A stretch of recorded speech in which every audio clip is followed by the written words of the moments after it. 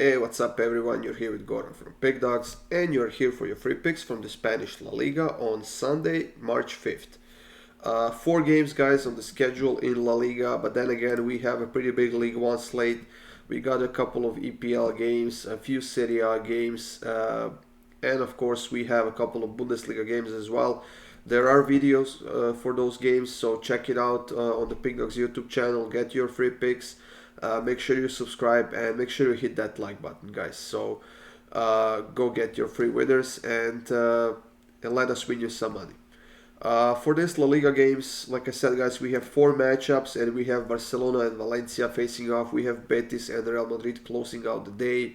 That's a 3 p.m. Eastern game. But then again, we have two, let's call them weaker games. We have Valladolid and Espanyol, and we have Rayo Vallecano against Athletic Bilbao facing off. So let's kick it off with this Valladolid against Espanyol matchup, 8 a.m. game, Eastern, of course, in Spanish La Liga. We can see that Valladolid is a slight favorite here despite not winning any of their last three games, while Espanyol on the other side is actually on a two-game winning streak. And I think the reason for that is the fact that Valladolid did have a few positive results as of late. And if they want to stay in the league, they have to get some points at home. And I think that's something the books are counting on here. And Valladolid actually hasn't lost to Espanyol in their last four home games. I think there's a very, very good case to be made here for Valladolid and the fact that they might get a win. But then again, we have Espanyol on the other side, like I said, the team that's on a positive streak, the team that has been scoring goals pretty consistently. They have scored at least one goal in their last six games in a row. And let's be honest, Valladolid is not that good of a defensive team because they have conceded 33 goals in 23 games. Now, I think that Valladolid still has enough time, even if they lose this game, they still have enough time to get out of the relegation zone. But if they can do it here, they will give themselves a bit of a breathing room because they will jump to that probably 14th place or something like that, and that should definitely have a huge impact on this team. But I'm not gonna take sides in this one. I'm taking both teams to score plus minus 107. Like I said, Espanyol has been scoring goals consistently, and Valladolid has been actually conceding goals quite a lot as of late. So because they are the home team, I think they will get on the scoreboard as well. But I'm not sure if they can get a win. So I'm gonna stick to both teams to score. Like I said, Barcelona and Valencia are facing off at 10:15 a.m. Eastern, and that's the game I will definitely be tuning into to watch. Uh, After two losses in a row, Barcelona bounced back in that El Clasico earlier this week. They have beaten Real Madrid on the road 1-0 in the Spanish Copa del Rey. There is yet the second leg to be played of that competition, and we'll see if they can keep that lead at home as well. Barcelona is playing against Bilbao next week, and then there's another El Clasico going on March 19th.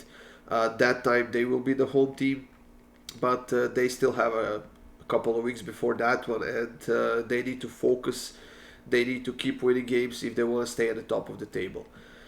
Valencia on the other side, after a while, they did get a win against Real Sociedad, and honestly, I was very, very surprised by that result. But I think that game was more of a testament to Real Sociedad slump they are in right now than Valencia's good performance. But they did get a win. They are giving themselves a chance to stay in the league, and they will need a few more of those to get out of the relegation zone. Barcelona is still undefeated at home this season, and Valencia hasn't won any of their last four games against Barcelona. But then again, we see that Barcelona is minus 210 favorites, which means that we have to dig for some value somewhere. We know that they are no longer the over team. We can't really rely on them scoring more than two goals. If they do, it's by a very slim margin. So in this one, I'm gonna take Barcelona to win and over 1.5 goals. Now that's minus 130. It's not a great price, but it's a very decent price, and it's gonna make us some money here. Rayo Vallecano and Bilbao, guys, are facing off in this matchup, and both of these teams have been a bit sloppy as of late, especially Bilbao, who are on a three-game losing streak. Uh, and they are struggling quite a lot right now with defending first and foremost, and then with scoring because they couldn't score against Osasuna, they couldn't score against Atletico Madrid on the road as well, and it seems like the only time they are scoring is when they're playing at home.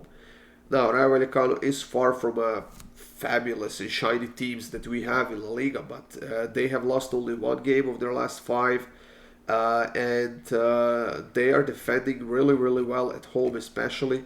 They are a very, very solid team, and I think they might have another good game here. I don't think they deserve to be plus 195 favorites because they have conceded 12 goals in only 11 home games, and that's not that bad of a result, if you ask me.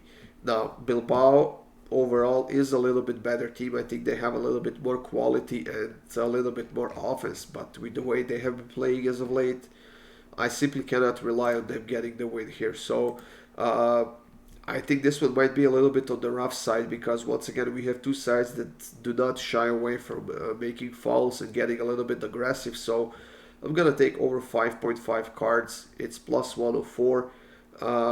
I do like this pick a lot, and same as that Getafe Girona match we had on Saturday, I think that this one might hit quite easily. So I'm sticking with cards in this one. And like I said, guys, to close out the day in La Liga, we have Real Betis playing against Real Madrid. Betis on a 3-game winning streak right now, and during that streak they have scored 8 goals. But Betis does have a bit of a problem with conceding goals because they have conceded at least a goal in each of their last 5 games. And that's never a good thing when you have to face Real Madrid, whether that's at home or on the road. I know that Real Madrid lost to Barcelona in Copa del Rey, but they were super dominant in that matchup. They had a ton of shots. They were just not precise. They were not effective. And they will be looking to bounce back because pretty soon, once again, they are going back to the Champions League in a couple of weeks' time. And it's very important to keep their form at the top level and to keep getting points and winning games.